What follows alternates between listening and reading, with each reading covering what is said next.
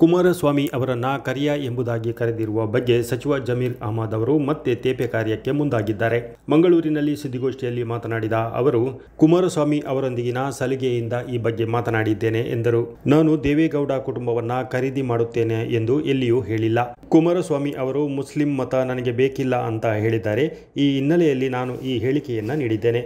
Muslim vote ಬೇಡ ಅಂತ ದುಡ್ಡು ಕೊಟ್ಟು ಖರೀದಿ ಮಾಡುತ್ತಿದ್ದೀರಿ ಅಲ್ಲವಾ? ಇದು ಎಷ್ಟು ಸರಿ ಅಂತ ಪ್ರಶ್ನೆ ಮಾಡಿದ್ದೇನೆ. ಮುಸ್ಲಿಮರು ಪಂಚರ್ ಹಾಕುವವರು, ವೆಲ್ಡಿಂಗ್ ಮಾಡುವವರು ಅಂತ ಲಘುವಾಗಿ ಮಾತನಾಡಿದ್ದಾರೆ. ಈ ಬಗ್ಗೆ ಪ್ರತಿಕ್ರಿಯೆ ನೀಡಿ ಅವರ ಬಳಿ ಯಾಕೆ ಓಟು ಕೇಳುತ್ತೀರಿ ಎಂದು ಹೇಳಿದ್ದೇನೆ ಎಂದು ನುಡಿದರು. ಓಟ್ ನನಗೆ ಬೇಕಾಗಿಲ್ಲ. ಮುಸಲ್ಮಾನು ನಾನು ಅವ್ರ ತಾವು ಹೋಗಂಗೂ ಇಲ್ಲ, ನಾನು ಅವ್ರ ತಾವು ಓಟ್ ಕೇಳೋಕ್ಕೂ ಇಲ್ಲ. ನಾನು ಮುಸ್ಲಿಂ ಓಟ್ ಬೇಕಾಗಿಲ್ಲ ಅಂತ ಹೇಳಿಕೆ ಕೊಟ್ಟಿದ್ದೆ. ಅದು ವಿಡಿಯೋ ಸಮೇತ ನಾನು ತೋರಿಸಿದ್ದೀನಿ. ನಾನು ಆ ಹಿನ್ನೆಲೆಯಲ್ಲೇ ಚನ್ನಪಟ್ಟಣದಲ್ಲಿ ನಾನು ಹೇಳಿದ್ದೆವು, ನೀವು ಮುಸಲ್ಮಾನ್ ಓಟ್ ಬೇಡ ಅಂತ ಹೇಳ್ಬಿಟ್ಟು ನೀವು ಈಗ ಮುಸಲ್ಮಾನ್ನ ದುಡ್ಡು ಕೊಟ್ಟು ಕೊಡ್ತಾ ಇದ್ದಿರಲ್ಲ, ಎಷ್ಟು ಮಟ್ಟಿಗೆ ಸರಿ ಅದು?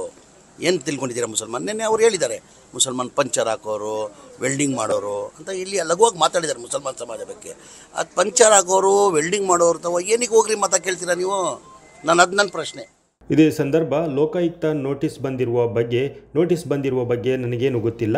ನೋಟಿಸ್ ಕೊಡುವುದು ಅಧಿಕಾರಿಗಳ ಕರ್ತವ್ಯವಾಗಿದ್ದೆ. ನೋಟಿಸ್ ಅಧಿಕೃತವಾಗಿ ಕೈಗೆ ಸೇರಿದ ಬಳಿಕ ಸೂಕ್ತ ಉತ್ತರವನ್ನು ನೀಡುತ್ತೇನೆ ಎಂದು ಸಚಿವ ಜಮೀರ್ ಅಹಮದ್ ಹೇಳಿದರು. ಕೊಡಲೇಬೇಕು, ನೋಟಿಸ್ ಅಟೆಂಡ್ ಆಗಲೇಬೇಕು. ಅದು ನೋಟಿಸ್ ರೋಟೀನ್, ಅದು ನೋಟಿಸ್ ಕೊಡೋದು ರೋಟೀನ್. ಅದು ಆ್ಯಕ್ಚುಲ್ ಇ ಡಿ ಅವರು ACPಗೆ ಫಾರ್ವರ್ಡ್ ಮಾಡಿದ್ರು ಕೇಸ್. ACP ರದ್ದಾದಮೇಲೆ ಈಗ ಲೋಕಾಯುಕ್ತಕ್ಕೆ ಬಂದಿದೆ.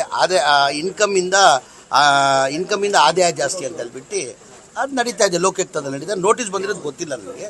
ನೋಟಿಸ್ ಬಂದರೆ ಹೋಗಲೇಬೇಕಿಲ್ಲ ನಾವು.